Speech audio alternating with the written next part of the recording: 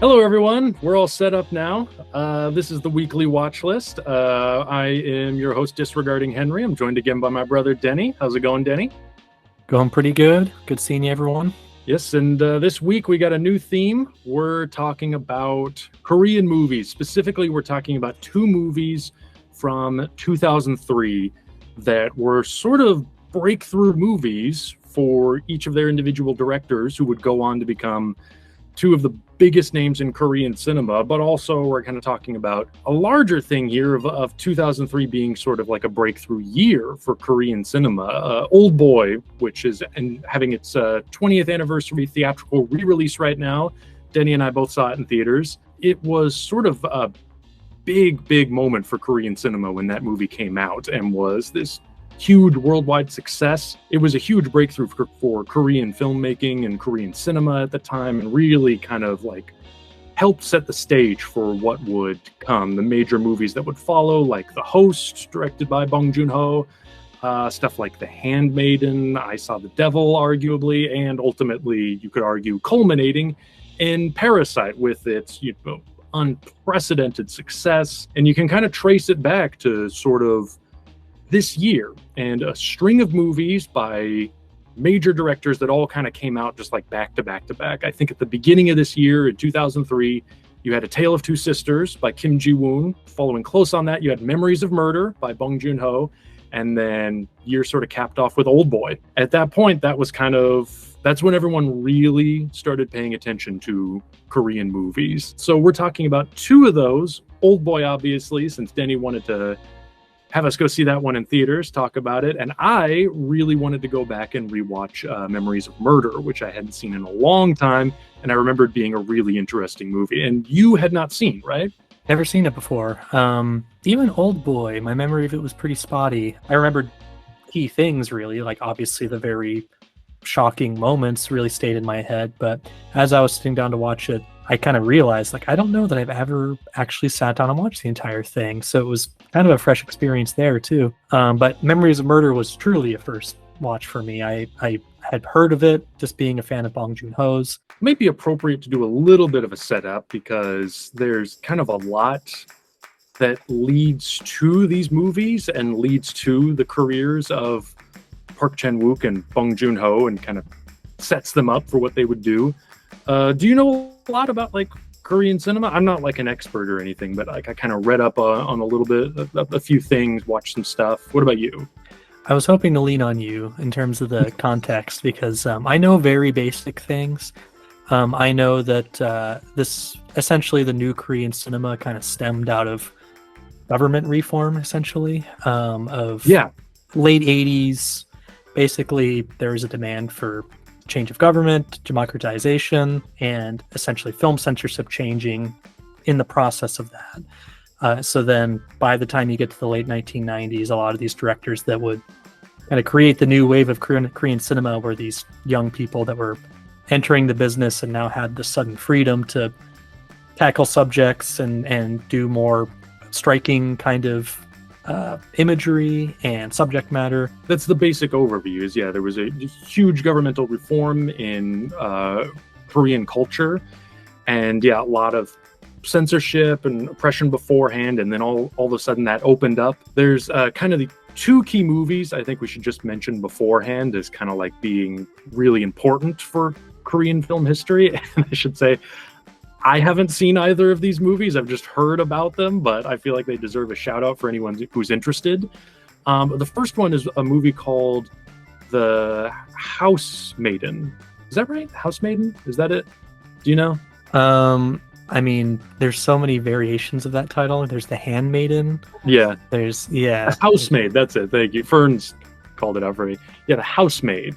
I believe the director's name is Kim Ki-young, who was sort of a very influential figure for a lot of the current working Korean directors. Bong Joon-ho has listed it as a major influence multiple times. He said it was like kind of the movie that directly influenced Parasite. Park Chan-wook brings this movie up, every time he talks about his favorite movies and what inspired his work. From what I understand, it's a movie, it's about housemaid that moves into the home, of this couple, and they kind of get involved in this really like sort of perverse three-way relationship. It's very tense and weird and develops in this unexpected way. And then later on in like 1995, I think, there was this movie called Shiri. Do you know this one? Never heard of it, no. Okay, yeah, I can't remember the name of the director. I actually, he's done other movies subsequently, but I think this is kind of like the main one he's known for. But Shiri was this movie. It was like a spy thriller, and it was sort of the first Korean movie that kind of tried to be like a semi-Hollywood production. It went for like really slick production values.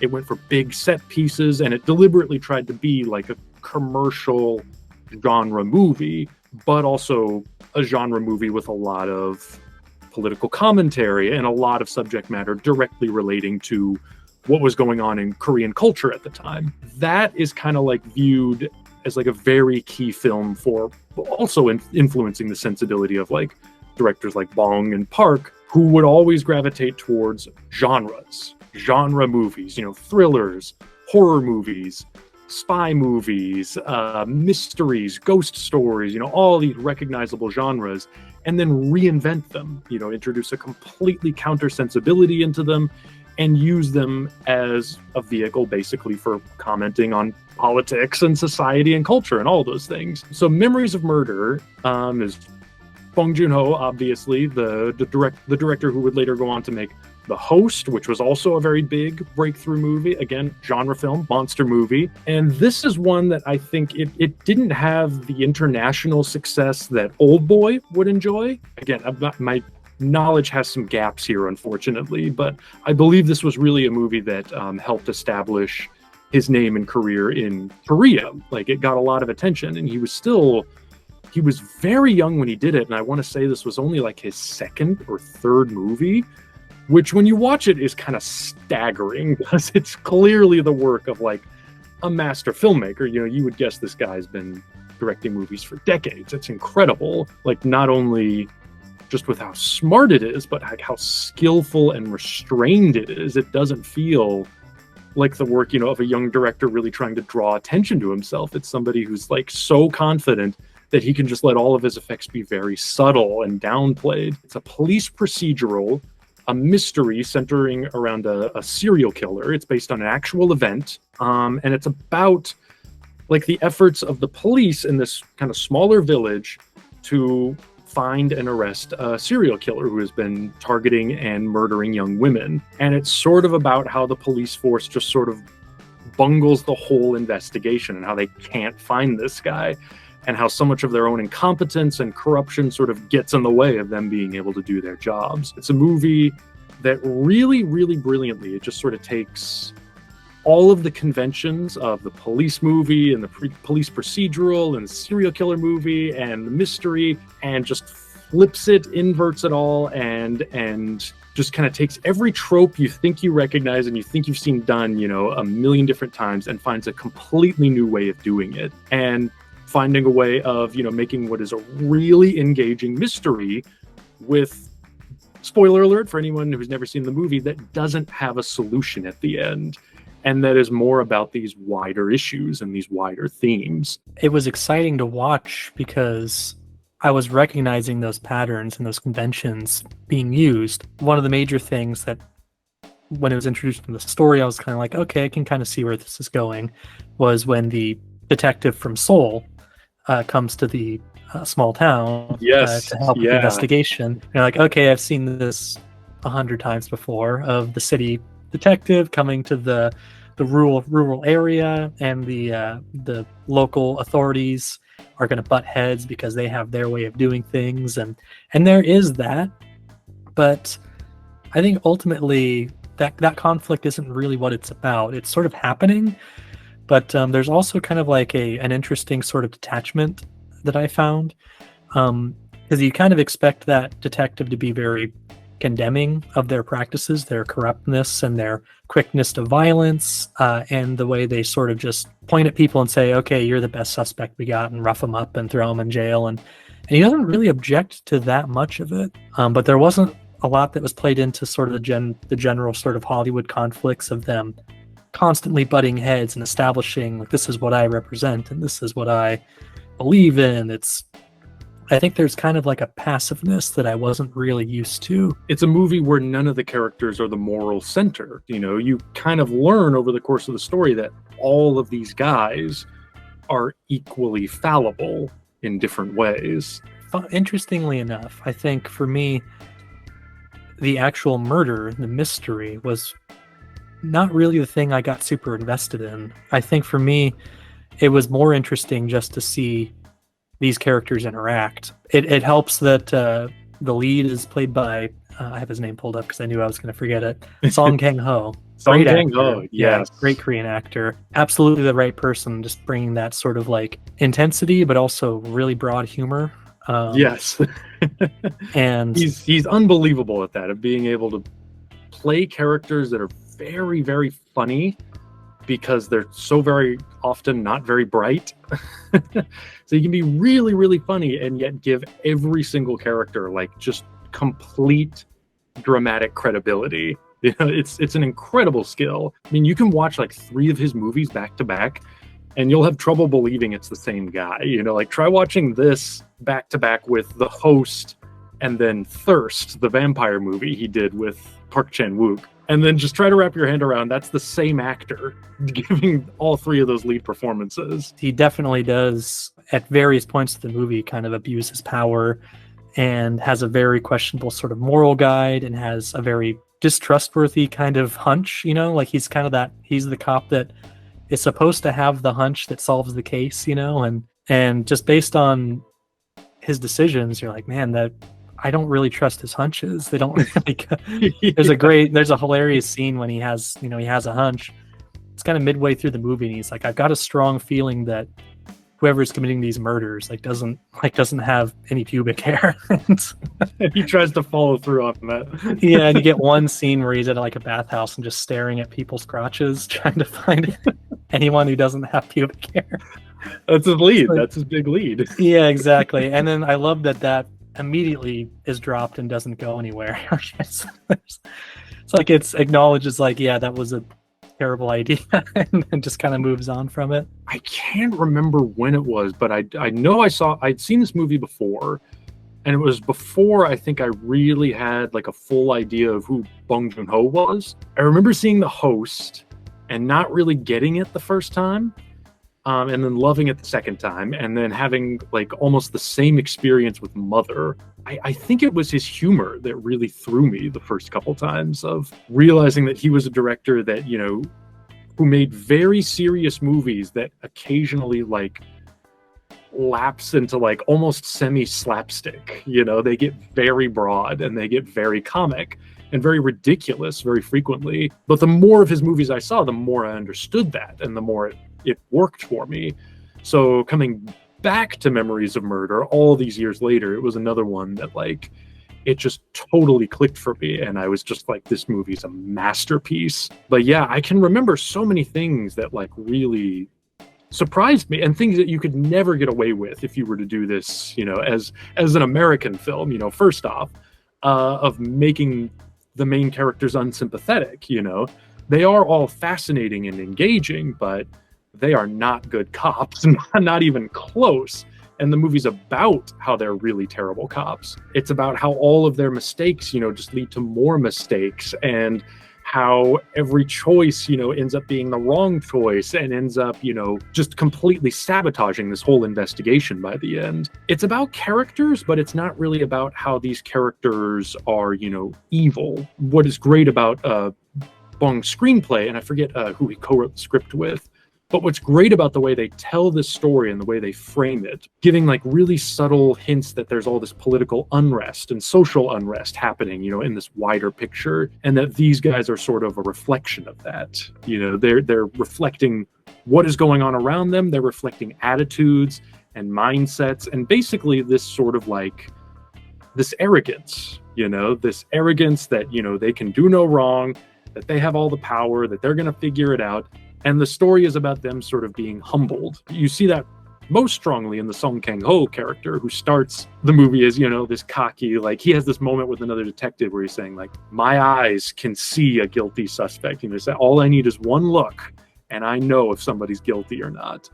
And the movie is about him, trying over and over again to put that into practice, and him ultimately just realizing that he's full of shit. He has no idea what he's doing. And it climaxes towards the end when he's looking at the guy, who, based on the circumstantial evidence, seems to be the guilty one. He has a final moment where he looks in his eyes and goes, I have no clue. He even has a line where he's talking with another suspect and, like, trying to guide his false confession, and is saying, like, you're not telling the story realistically. Tell it realistically, like in a movie. And you sort of realize that that's his reference point for things. It's not real life or real experience, but what he's seen in movies. He's trying to be his idea of what a detective is supposed to be. As the movie progresses, that's kind of the thing that really makes it kind of disquieting, is that the more these people kind of can't agree on how to investigate, how to handle this case,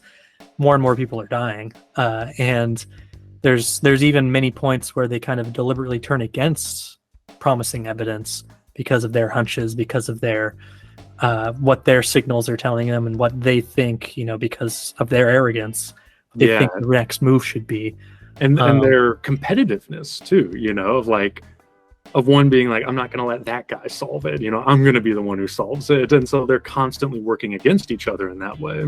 And by the end of the movie, when you sort of have a prime suspect, somebody that I think, based on everything we've seen so far, is, it's kind of like the Arthur Lee Allen.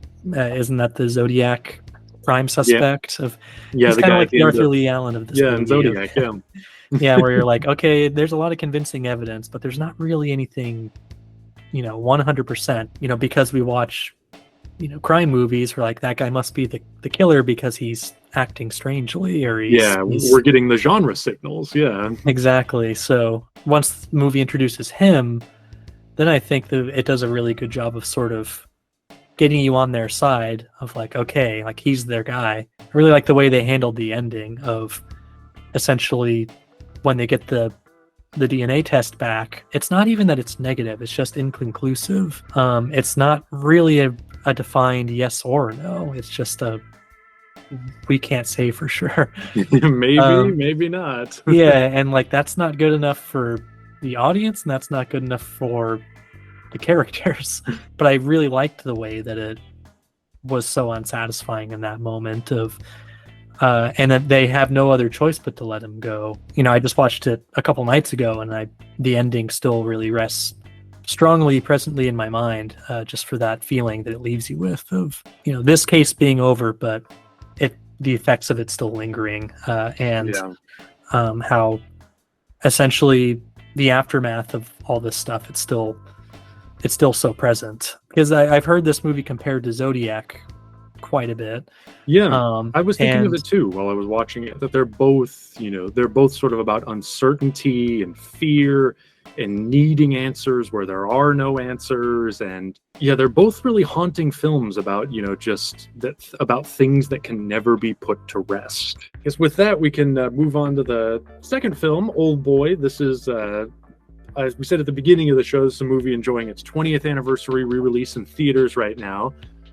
Denny and I both just saw it over the last week on a theater screen with an audience. This was more your pick for this week, so do you want to kind of, like, introduce this one and, like, talk about how you sort of came to it and what your reaction was on revisiting it? It was probably the first Korean movie I could even identify as a Korean movie, really. I think that's probably true for a lot of people. I think its reputation, like, it was kind of like in the way that Parasite really, like, kind of got people talking and was just so surprising to people, and you just kind of started seeing it everywhere. I kind of remember that with Oldboy of just seeing it everywhere. Like I said, I hadn't really sat down and watched it until, like, from beginning to end until just this last weekend. But I think first off, it's still incredible. Like, it's just absolutely one of a kind. Like, even compared to of the stuff that comes out now.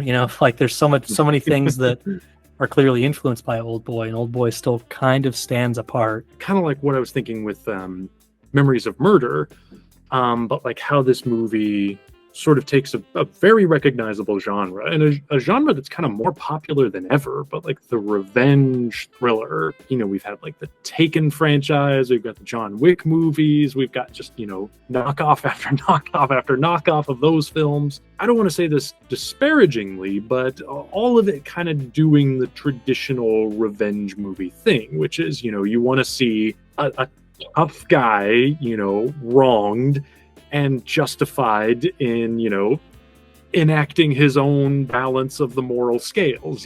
I think a lot of people really enjoy those movies because it's kind of a release, because I'm sure we're all, anxious and terrified by the world and worried about what can happen to us. And so they're sort of like power fantasies. I think that's what really keeps Oldboy so fresh, even 2 decades later, is going back to it, of how it just completely inverts that. It turns that inside out. It's a revenge thriller that kind of has the clockwork plotting of a revenge thriller, but it's about a character who's essentially powerless. You just take this, kind of ordinary guy. Like, he's not an ex-CIA agent, he's not a cop, he's not anybody special. He's just sort of plucked off the street, thrown into this weird hotel room, kept there for 15 years, and then just put out into the world again and told, like, okay, now figure out why we did this to you. By that point, he's basically, his mind has been completely broken down, and he just has one single-minded goal. Like, I'm going to find who did this to me, and I'm going to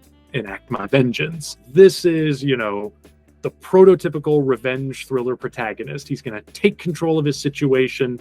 He's going to drive the plot forward. He's going to be in control. He's going to exercise his power, take his power back. And that sort of is how the movie builds for a bit. But then it reaches that first major action set piece, the famous hallway fight. The way it's structured is like that's sort of his action hero peak. And then everything after that is kind of reversing that. He starts to have less power. He starts to have less agency and autonomy in the plot. And he starts to become more and more just the puppet of the villain. By the end of the film, he realizes that he essentially had no power and no agency whatsoever at any point. He was totally under control the entire time. And it's a movie that, like, it still works even when you know what's coming. It's still, like, just gut punches you at the end with that shock reveal, in the final moments. I think that's a part of what makes it disturbing too. The fact that all of it was all calculated. All of it was meant to happen that way. Before he was put in that hotel room, he was basically just a completely minor character in this villain's story. Like somebody who just overheard this conversation and just happened to say to somebody else, like, "Oh, I think there's something fishy going on with that brother and sister," like, and not even giving it a thought after that. It's such a minor occurrence in this person's life, and then having that little moment, this thing that anybody would forget about, having that be the thing that sort of completely changes your reality. The conditions in which he's treated, it's not even overly cruel.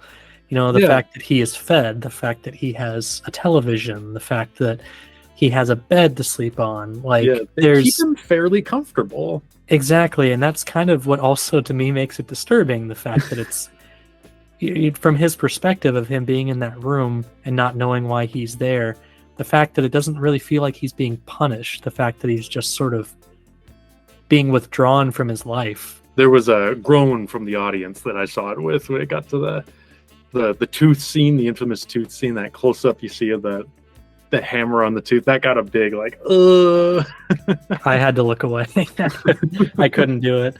Like, any kind of mouth violence, it's a big no for me. Yeah. I couldn't look at the screen during that. Yeah. On that note, how about the Takeshi Kitano movie Outrage? Yes. Yeah. Yeah, you remember the dentist scene in that one? I do remember that dentist scene. Yeah. That was gnarly too. I think I also had to look away. When I saw it in the theater, one of the first things I heard somebody in the audience say when the credits started is I heard these two guys like sitting down the aisle from me, one turned to the other and goes, "Dude, I had such a tough time following that."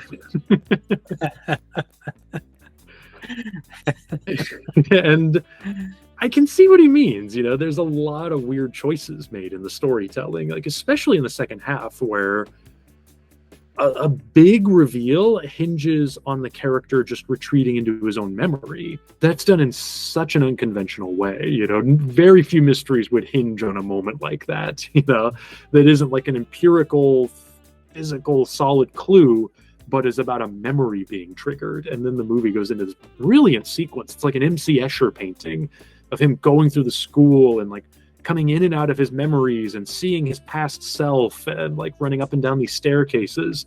It's a really incredible sequence, like just visualizing him exploring like the labyrinth of his own memory, his own forgotten memories. I thought a lot more about the villain this time, of just sort of what was motivating his plan. Because like you said, there's not a whole lot of motivation for it. It's kind of arbitrary, the reason he selects Odaisu and not anybody else. And I kind of built another interpretation that it wasn't so much about revenge for him as it was about kind of like enacting an experiment. It was almost like he wanted to convince himself in his own mind, that he wasn't a monster and that what he did wasn't monstrous. And so the way he did that is like, I'll take the first person that judged me and I'll turn him into a monster. And that will be the thing that redeems me. It's not just about how Odaisu fails as a protagonist. It's about the villain failing to make a monster of the lead character. He sort of goes from being, just a disaster of a person at the beginning, just this hopeless drunk. And he gets sort of broken down to the level of being nearly a monster. And then he's put back out into the world. But then the movie at that point becomes about his humanity being reawakened. And once it is reawakened, it's kind of deeper than it was before. It's about him not just becoming a human being again, but kind of in a way becoming a better human being than he was before, of having suffered so much and of having gone through what he went through. And the villain sort of realizing that he's failed. He's kind of done the opposite, even though he's degraded this guy to the point that he is sort of less than human. I think he kind of realizes by the end that he hasn't succeeded, that he hasn't truly created a monster. He's created somebody that has found a way to hold on to their last shreds of humanity where he wasn't able to. I think Odaisu ultimately is the subject to have somebody feel what he's felt and understand what he's gone through, and that loss of like, I'm going to make you care for somebody as much as I cared for my sister, and then I'm going to take it all away from you. And it's sort of about him not wanting to be alone, essentially. Yeah, that's kind of more how I interpreted it, was sort of like, I guess you need uniting somebody in the misery of knowing the taboos, and then saying like, well, you'll have more sympathy for what I went through now because now you've gone through it. Yeah. And I think that's kind of what is so interesting about the ending there, because it's like, I don't know if exactly he kind of took the high road by not disclosing, by not telling her. Yeah, he has mercy on him. Yeah, exactly. I mean, it leaves the moral quandary in his lap. Odaisu knowing that, I think his only choice at that point to protect her is to not tell her. Like, definitely the impression I get is that he's still living with it at the end, and he's going to live with it for her sake. You know, he's not going to cave into despair. He's just going to live with his suffering and his horror to protect her from the same. It's disturbing, absolutely, but I mean, it is kind of like the happiest ending you could possibly get, I think, under the circumstances. Out of this story, yeah. Yeah.